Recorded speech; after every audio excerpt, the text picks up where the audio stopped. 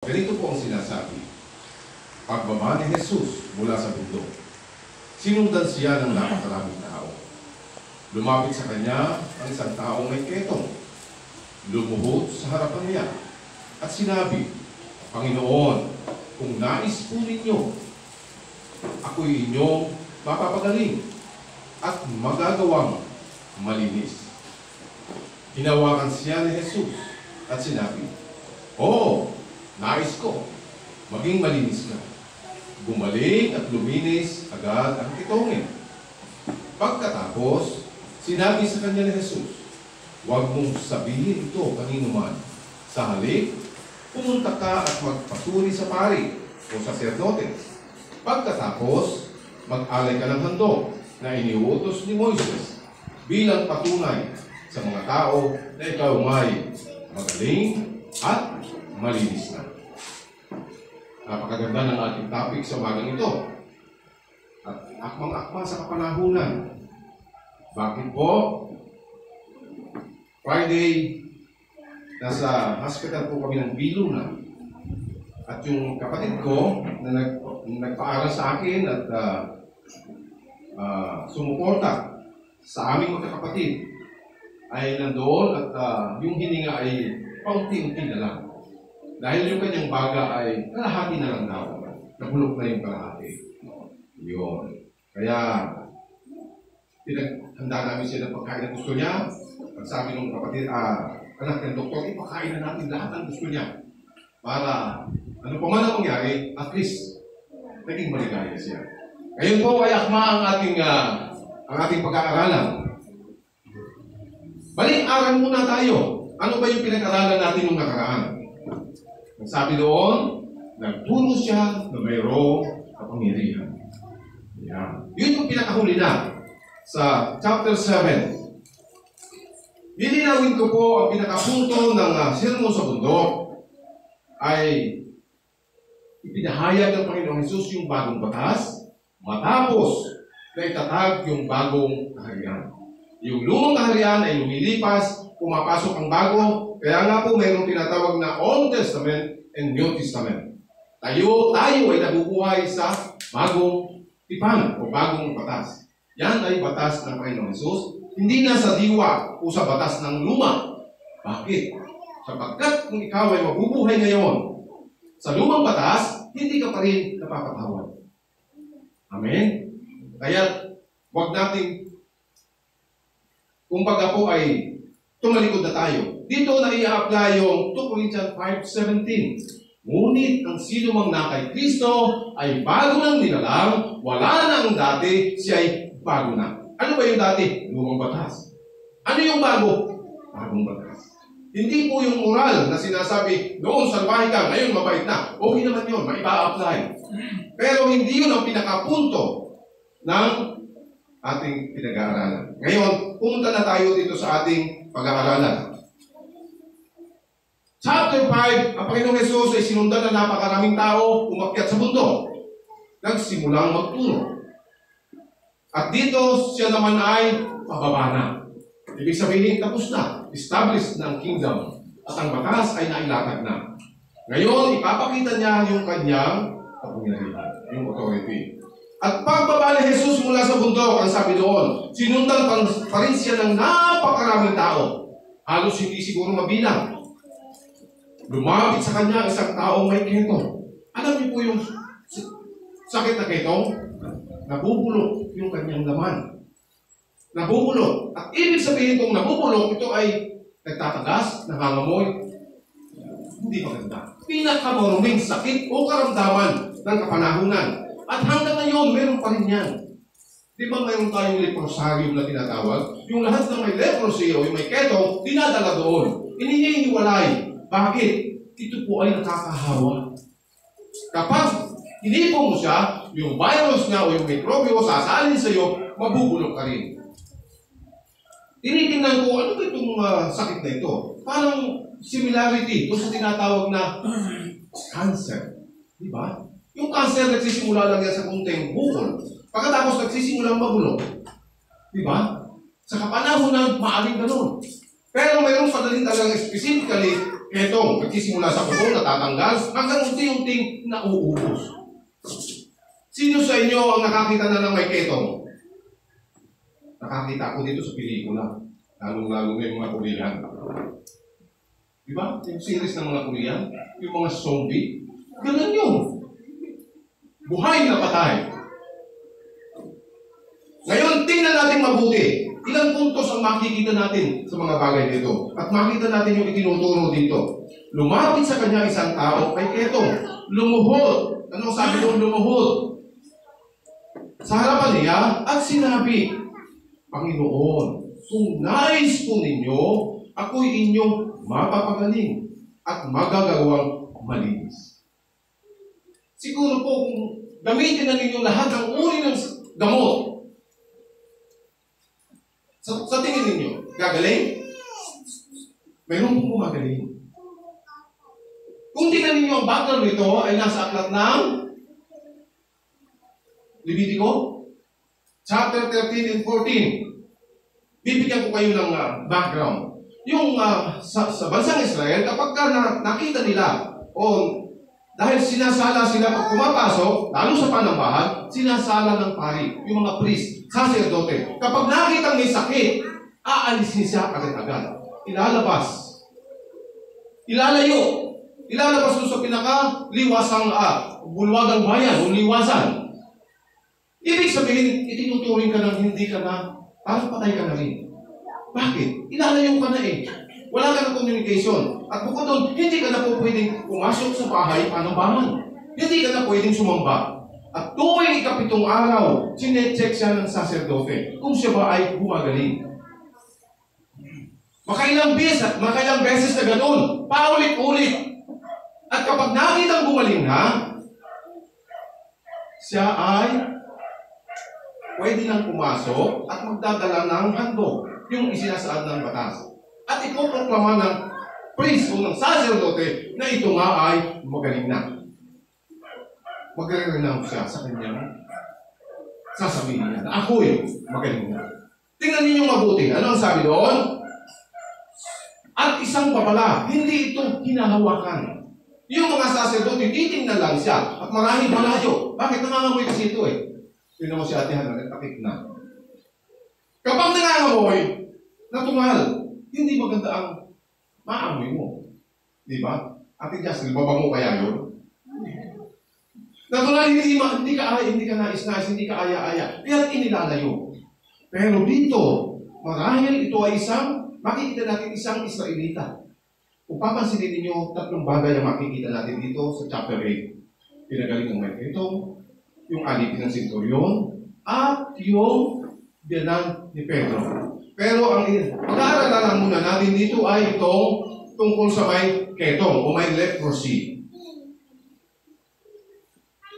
Pansinin ninyo, sa lumang batas, hindi pwedeng hipuin. Bakit? Mahahawa ka. Titingnan mo lang, malayo ka. Pero kung pansinin ninyo mabuti, hinawakan siya. Anong sabi dito? Panginoon, kung nais po ninyo, ako'y inyong mapapagaling at magagawang malinis. Nagmamakaawa. Natural. Alam niyo po, pag tayo may karamdaman, lahat siguro gagawin mo. Gumaling ka na. Di po ba? Yung ate ko, habang nananalangin kami, dahil pinaliwanag ko yung kaharian, na ang sabi ko, kasi ako po'y totoy kasi bunso ako. Yung ate ko, ang tawag, Nene. Kaya ang sabi nila, Ate Nene. Pero siya po ay talagang Ate Amy. Siya ang nagdala sa amin sa Manila.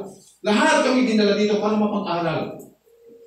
At ngayon, kung makikita mo, habang-habang ang kanyang pananalayan, puro na siya pasa. Kakuha ng dugo. At nung kinukuha ng dugo, kulang. Hindi pwede. Kukunan ulit. Nasasaktan. Sabi ko nga doon sa kumukuha, pwede mo bang volunteer na lang, itong isa na lang ang kunan ninyo. Nandun din yung isang ate ko na 78 na yata si Ate Marie. Nagtawanan sila. Hindi po pwede. Talagang kailangan dugo niya. So pinasasaya ko lang po. Dahil kung papansinin ninyo, talagang kahabag-habag. Kahabag-habag ang isang may karamdaman. Itong may ketong na ito, kahabag-habag ito. Bakit? Puro siya sugat. At nakihalubilo. At marahil lumalayo yung ibang tao. Dahil hindi maganda ang kanyang amoy. Di po ba? At po pwede rin siyang makahawa. Ano ang ginawa ng Panginoong Jesus? Ano ang sabi sa chapter 3, sa verse 3? Hinawakan siya ni Jesus. Hindi siya dapat hawakan. Pero bakit siya hinawakan? Hinawakan siya ni Jesus at sinabi, yung kanyang pagmamakaawa, ano ang sabi din? Oo, nais ko maging malinis ka. Nakita niyo, nagbigay ba ng gamot? Binigyan ba siya ng antibiotic? Binigyan ba siya ng kahit anong gamot? Wala! Sa salita ng Panginoong Jesus, sa kanyang paghawak, nais ko, gumaling ka. Ano ang resulta?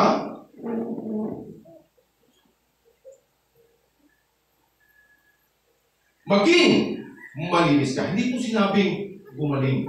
Ano ang sinabi? Maging malinis ka. Bakit? Marumi po kasi. Gumaling at luminis agad ang kitongin. Bigla. Pagkahawak at pagsabi ng Panginoong Jesus, nakikita kagad nila, nawala ang kanyang sugat at siya'y gumaling. At marahil siguro ang kutis nito, naging parang kutis. Anong kutis atin, Cherry Ann? Kutis papaya? O kutis anggol? Marahil po, napakaganda ng kanyang kutis at kara-karaka gumaling. Sa lumang tipan, walang nakagagawa niya. At marahil yung mga nakapalibot, nagtakang maigi. Marahil kung ikaw ay nandoon, Ate Cherry, kung nandoon ka, magtataka ka ba? Natural, ma-amaze ka. Bakit? Sapagkat yung may ketong ay agad-agad na gumaling. Ano ang kabilin? Ano sabi doon? Pagkatapos, sinabi sa kanya ni Jesus, huwag mong sabihin ito kanino man. Pero hindi ko pabulong pa. Pero ang sabi doon, sinundan siya ng napakaraming tao. Hindi mo ito may tatago. Kita ng maraming tao. Pag pinaghambing mo ang Lucas at ang Marcos, ganun din ang habilin. Huwag ipagsabi. Ngunit kabaliktaran, lalo pa nilang ipinagsabi. Lalo pa nilang inihayag. Bakit kaya sinasabi ng Panginoong Jesus, huwag ipagsabi? Sa palagay ninyo. Dahil kung malalaman ng maraming tao, dito nga lang pag sinabi may nagpapagaling doon. Di ba lahat ng sakit pumupunta na roon? Hindi man lang nila kung paano paraan nagpapagaling. Ang importante, gumaling ako. Ngunit yung kapamaraan, hindi nila tinitingnan. Dito, kung titingnan ninyo, kakaiba doon sa aklat ng Mateo, yung aklat ng Lucas, at ng Marcos. Tandaan po ninyo, ang Mateo ay para sa mga Hudyo. At ang Lucas at Marcos ay para sa mga Hintil. Kung kayo ang nanonood, marahil pag-uwi mo, sasabihin mo, may bundok pinagaling. At kung mabalitaan ang kapitbahay mo na may karamdaman, natural. Nanaisin din niya makita ang Panginoon Jesus. Amen?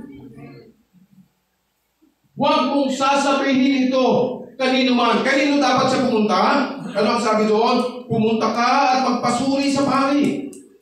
Bakit hindi kay Doc? Pumunta kay Doc. Magpa-check up ka. Tingnan mong mabuti. Bakit sa pari? Sa lumang tipan, ang otoridad ay ang mga saserdote. Kinakailangan malaman. At kinakailangan natural tatanungin siya. Sino ang nagpagaling sa iyo? Sasabihin niya, may mundong isang hinipo ako. Unang-una, bawal. Bakit ka hinipo? Diba? Kung ikaw yung natural, sasabihin mo lahat ng nangyari dahil excited ka dahil ikaw ay tumanggap ng kagalingan.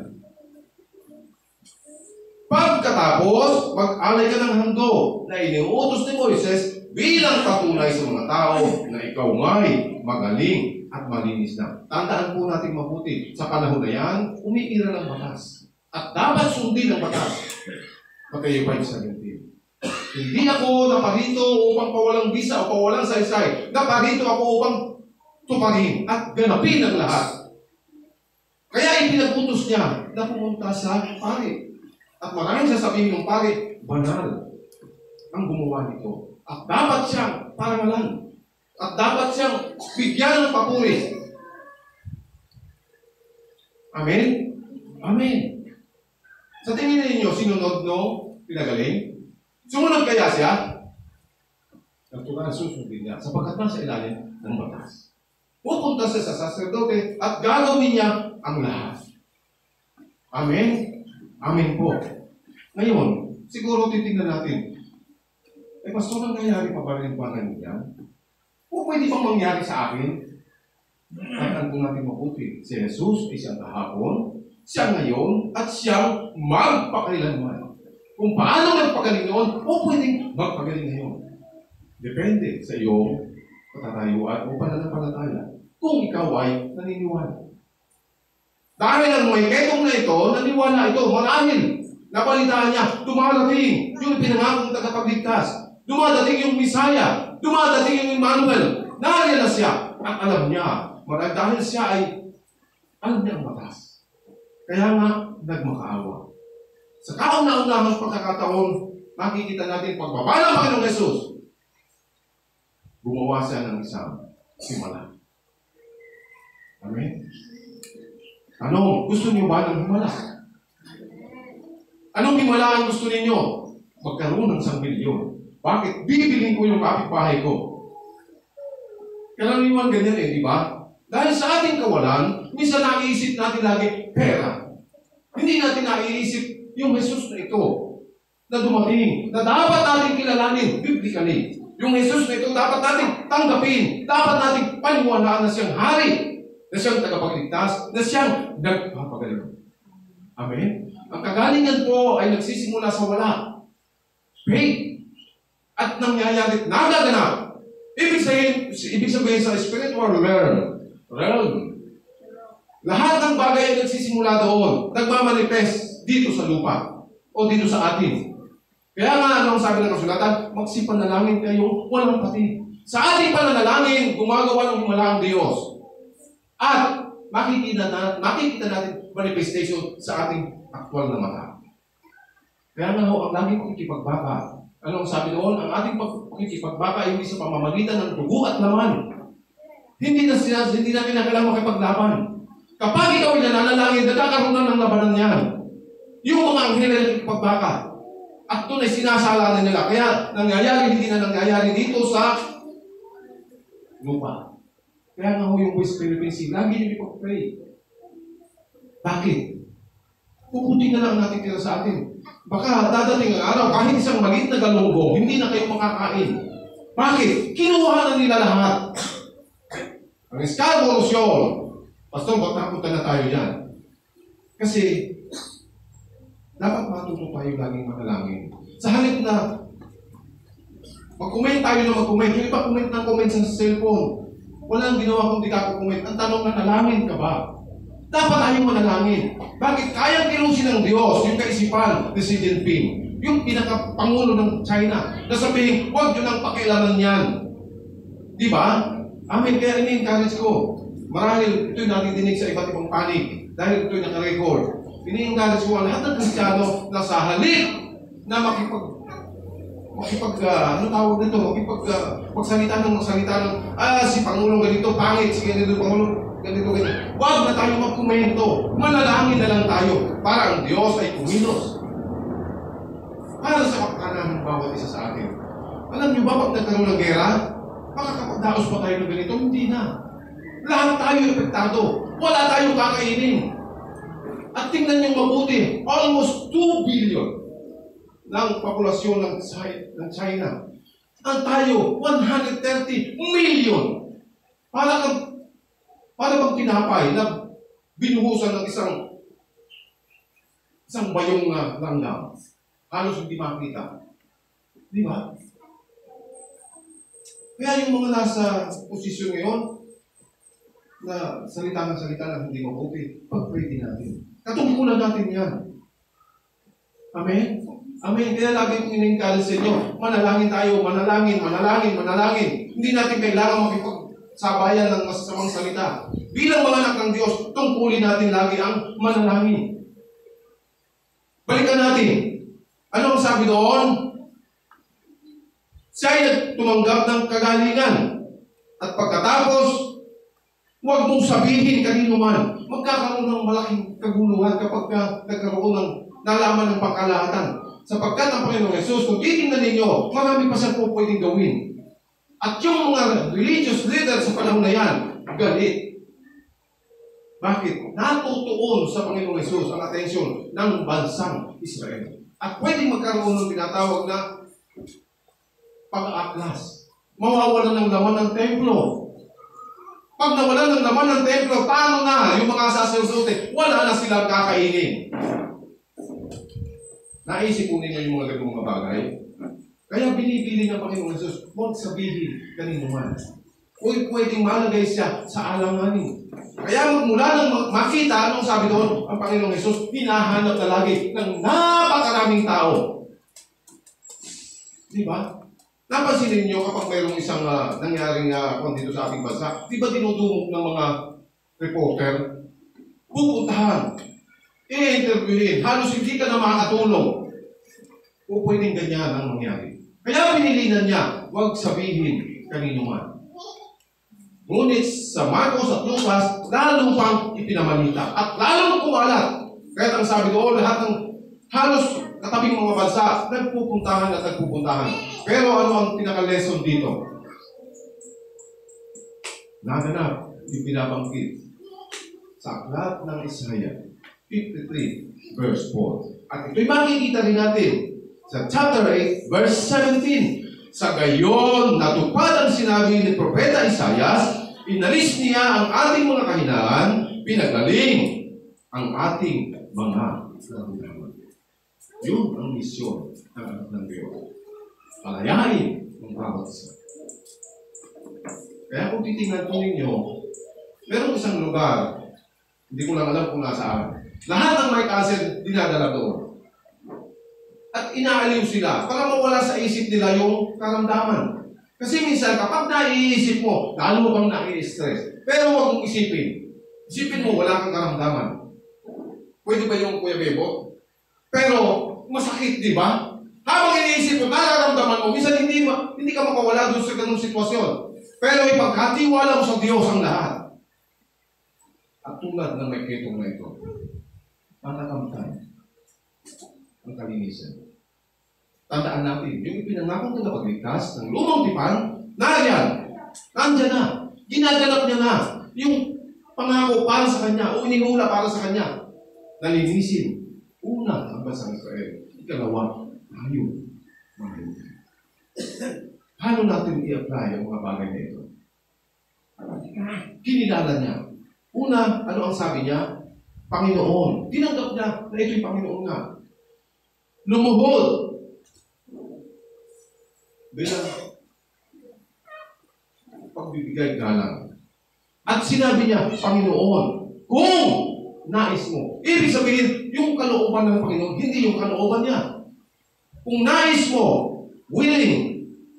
Kung nais po ninyo, ako inyong mapagaling at magagawang malinis. Ang lahat ng bagay, ang Diyos ang may kontrol ng lahat. Maging ang ating buhay, hawak niya. Kung kailan kakukunin, ang Diyos ang nakakaalam. Amen? Minsan ang nakakalungkot lang, minsan maraming tao, sabi ko nga doon sa, yung pamangkin ko Kernel na pala, siya ang assign doon sa ICU. Sabi ko kasi, ang pinaka-busy na profesyon, isa na ang doktor. Hindi mo pwedeng iwanan yung mga pasyente mo. Kahit gusto mong magpahinga, kahit gusto mong umuwi, hindi ka pwedeng umuwi. Kailangan ka nila. Di ba? Attorney. Hindi rin niya pwedeng pabayaan yung mga kaso. Kailangan gawin niya lahat ng documentation. Kaya nga sabi ng pamangkin ko, natawa siya. Ako nga ay naiinggit sa kanila. Kasi yung mga tambay, nakikita niyo yung mga tambay, may beer sa harap, umiinom, relax na relax. Para bang wala lang. Kahit sila walang trabaho, hindi nila pinoproblema yun. Di ba? Tuloy lang ang relax nila sa kanilang mga buhay. Kaya sabi ng pamangkin ko, pati mo ay natutuwa kasi pag nagmamalimo ko, nakikita ko yung mga tambay, para bang relax lang. Samantalang kami, hindi pa nakaka-uwi, iniisip na yung pagbalik dahil napakarami ng pasyente na umaasa. Diba? Tanong, ilan kaya sa kanila ang nakaisip magbigay papuri at sumamba sa Diyos? Yun ang isang malaking katanungan. Kaya mapalad ang bawat isang narito at nakikinig ang mensahe na ito. Sa dinami-dami natin, hindi lahat ay nakakarinig ng mabuting balita. Kaya ang mabuting balitang ito na ating mapananaligan na yung pinangako ng Diyos na natupad sa lumang tipan, na natupad sa bagong, inihula sa lumang tipan, natupad sa bagong tipan, narito na. At siya hindi lang basta kwento. Hindi siya kwentong, ito'y kasaysayan. Tunay at totoong nangyari. 100%. At ngayon, siya kumikilos at kumikilos at patuloy na kumikilos. Kaya nga yung mga walang pag-asa, sasabihin ko sa inyo, minsan inaasahan natin pera, inaasahan natin trabaho, inaasahan natin sarili natin, iasa natin sa Diyos ang lahat ng bagay. Tulad ng may ketong na ito. Wala na itong kapag-asa. Mabubulok at mamamatay siya. Ngunit, narinig niya ang mabuting balita na ang Jesus pala na ito, may kakayanang maglinis, may kakayanang magpagaling. At nangyari at naganap sa buhay niya. Tanong, gusto mo ba mangyari sa buhay niya? O sa buhay natin? Natural, ang sagot niya lagi, oo. Oo. Tayo nililinis hindi lamang sa ating karamdaman. Mas malala ang kasalanan sapagkat ang kasalanan ay magdadala sa walang hanggang kapahamakan. Oo, yung sakit, nandyan na, gagaling. Pero yung kasalanan, dadalhin ka niyan hanggang sa kapahamakan. Kaya dito pinakikita, si Jesus ay naglilinis hindi lamang ng ating karamdaman, kundi ng ating kasalanan. Siya ang hari, siya ang Diyos, siya ang ating tagapagligtas. Yan ang binibigyan ng mensahe sa pagkakataon ito. Pinaka-main point dito, asahan natin ng Diyos. Kaya niyang linisin, kaya niyang pagalingin ang bawat isa sa atin. Amen? Amen. Tayo ay umupo at manalangin. Dakilang Diyos, kami po'y nagpapasalamat sa pagkakataon ito na minsan pa ay nakayag sa pamamagitan ng lalaking may ketong na nililinis siya at hindi lamang sa nililinis, totally pinagaling. At higit sa lahat, nakapasok siya sa kaharian. Kaya nga dalangin ko po sa bawat isang nanalito na nakikinig ng mensaheng ito. Ikaw, Panginoong Jesus, ang aming pag-asa. Ikaw, Panginoong Jesus, ang siyang nagpapagaling. Ikaw, Panginoong Jesus, ang siyang tumutubos sa lahat ng aming kasalanan upang kami ay nagkaroon ng ganap na kaligtasan. Kaya nga dakilang Diyos, tanggapin mo ang bawat isa sa amin sa iyong kaharian na umiiral sa kapanahunan ito. The chance is your kingdom. Kaya nga, Panginoong Jesus, pagpalain mo ang bawat isang kabahagi ng Kilingan Mission Church. Linisin mo sila, pagalingin mo sila, at makita nila ang iyong kapangyarihan. O dakilang Diyos, maraming salamat sa umagang ito sa mensahe ito. Na pinagtitibay mo ang aming pananampalataya. Na ikaw lamang ang aming dakilang pag-asa. Ikaw ang aming buhay. Ikaw ang aming kinabukasan. Kaya nga salamat ng marami sa umagang ito. Pinupuri ka namin at pinuluwalhati. Sa pangalan ng Panginoong Jesus, ito po ang aming sama-sama panalangin. Amen. Amen. Palakpakan po natin.